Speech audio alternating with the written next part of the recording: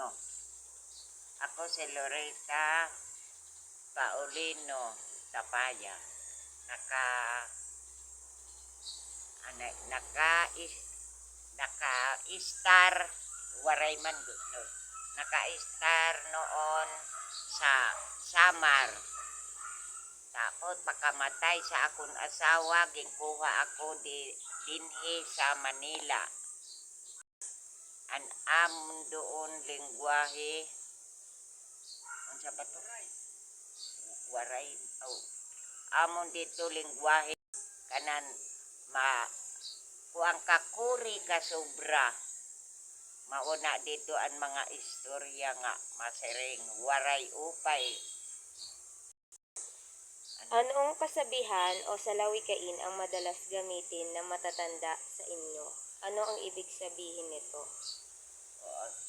Mabilis. Ano ba?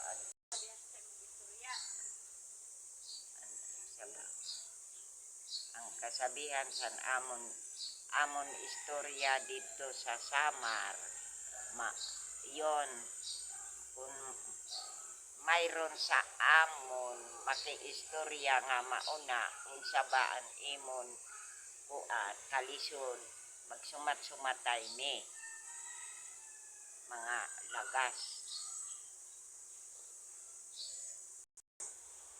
Paano kayo bumati o nakikipag-usap sa mga matatanda sa inyong lugar? May partikular ba kayong tawag o paraan ng paggalang? Sige na. Wa kami tawag.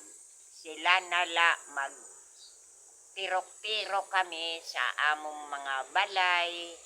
Muduol sila sa amon at tumi mag-uro istorya sampatawa sa amon mga lagas na. Labi na pareho nami mga balok.